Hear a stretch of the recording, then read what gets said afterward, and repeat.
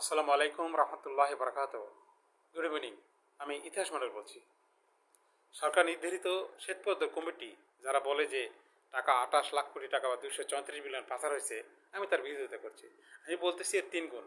এর সাপোর্টে আমি কিছু কথা বলার চেষ্টা করতেছি। আপনারা একটু ধৈর্য ধরে শুনবেন। আমার উপস্থাপনাটা ভালো না, হয়তো অনেক ভালো জিনিসই ঠিকভাবে ফুটে উঠতে পারতেছি না। হ্যাঁ, এটা দুঃখজনক। যাকে এবার বলি, রিজার্ভের কথা বলেছি। এক্সেস যে টাকাটা, ব্যাংক লোনের টাকা, সেটা যে লভ্যাংশ দেখি হতো সেটা বলছি। আজকে বলতেছি যে ঋণ খেলাপি আসলে সেটা কত, হ্যাঁ না, তার পার্সেন্টেজে কত। 2024-এর প্রথম আলোর খবরে আসছে যে 6,75,000 কোটি সব মিলে জিলে ঋণ খেলাপি হয়ে গেছে। তারপরে আরও দুটো যোগ হয়েছে। বিসিআইসি নাকি কার জন্য 65,000 কোটি টাকা যোগই করছিল আগে। তারপরে আবার এই যে কয়েকদিন আগে কয়টা ব্যাংকের মিলে আরও 85,000, 8,25,000 কোটি টাকা ঋণ খেলাপি। 2009 সালে যখন আওয়ামী লীগ ক্ষমতায় আসে, তখন ঋণ খেলাপি ছিল আপনার 22,481 কোটি টাকা। আর লোন ছিল তখন, ব্যাংক বিতরণের লোন ছিল 3 লাখ কোটি টাকা। 3 লাখ কোটি টাকার এখানে 22,000 মানে 7%।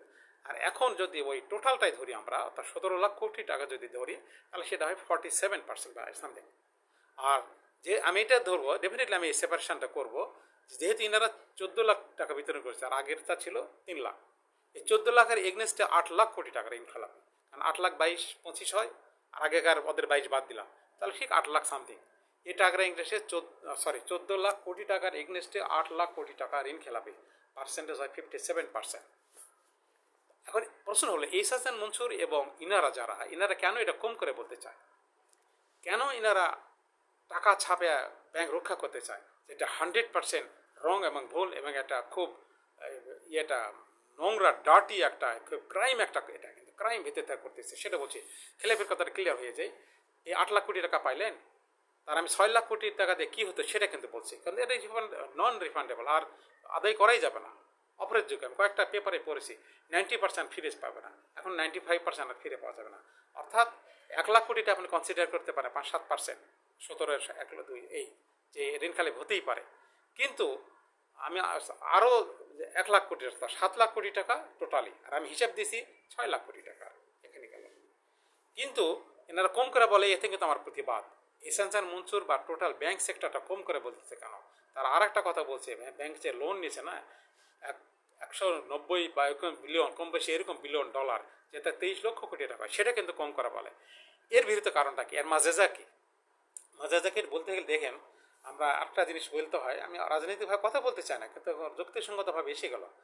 অনেক হাটে বাজারে দেখা যায়, পকেট মার্কে যখন ধরা হয়, তাকে তখন কিছু লোক বের হয়ে যায়, তাকে মারপিট করে খুব রাগিয়ে করে তাতে সরাই নিয়ে আসে, অর্থাৎ ওদের গ্রুপের লোক তাদেরকে উদ্ধার করে।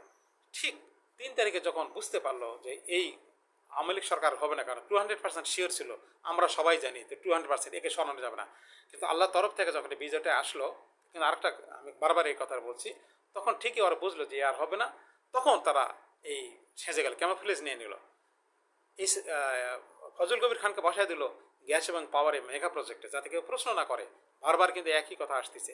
এই কারণটা যদি খুঁজে বের করেন, তাহলে বাংলাদেশের সমস্যা বের করা যাবে।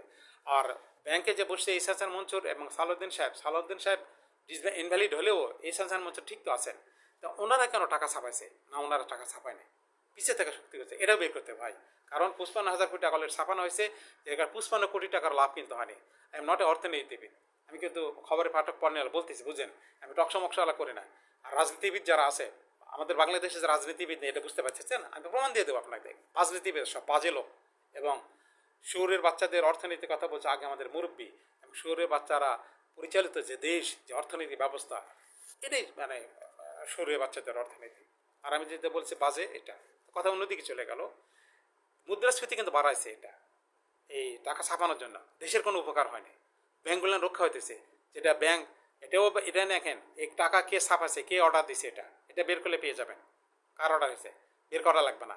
আপনারা এই যে বদমাইশরা আসে রাজনীতি মারাই, আরামিরা জানে যে আগস্টের পরে বাংলাদেশ ব্যাংকের 90%, অর্থাৎ নিরঙ্কুশ সংখ্যাগরিষ্ঠ পাইছে নৌকা মার্কা আওয়ামী লীগ।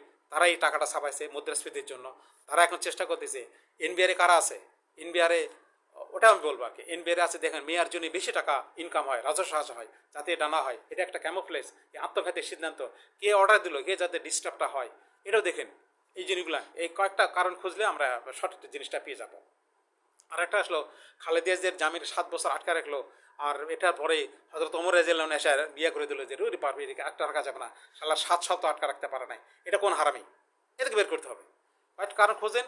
আর যারা ইয়া করতেছে, কথা আর বাড়াবো না, আমি আসলে লাইন আমার হয়ে যায়, কথা বলতে পারি না। আর আমার ভিতরে এত বেশি ইমোশন, এত বেশি রাগ এসে যায়, স্বাভাবিকভাবে আর কথা বুঝে উঠতে পারি না। কারণ ওই এসাচান বা আমাদের মনসুর, সরি, ইউনুস সাহেব কিন্তু ফেল, প্রথম দিন থেকে উনি ফেল, এটা আমরা জানেন না, কেউ আমরা কি বুঝতে পারতেছেন না? ওনার সঙ্গে সঙ্গে যতটুকু এফডি আসা, ফরেন ইনভেস্টমেন্ট আসার কথা, টুরিস্ট আসার কথা, সে কিন্তু আসে নাই। এটা সবচেয়ে বড় কারণ। ওনার লিঙ্গারিকে ধরে রাখা খুব খারাপ, আমাদের ক্ষতি হয়ে যাবে, ওনাকে সরে যাওয়া উচিত। ওনার আরও বড় কাজ আছে, আরও বড় কাজ আছে, ইনশাল্লাহ সেটাও পরে আসবে। আপাতত আজকে এই পর্যন্ত রাখি।